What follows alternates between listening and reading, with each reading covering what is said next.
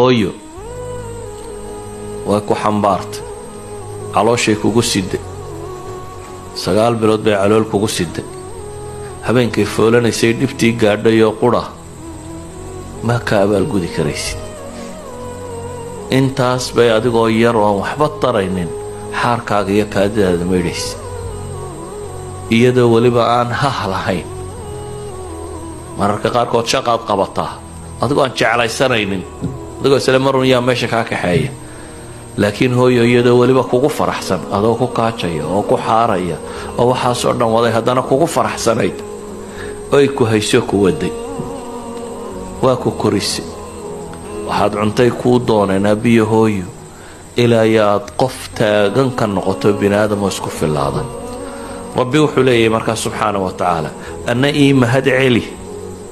kuwii ku korsaday ee ku dhalayna u mahad celi baa ilaahay leeyahay subxaanahu wa tacaala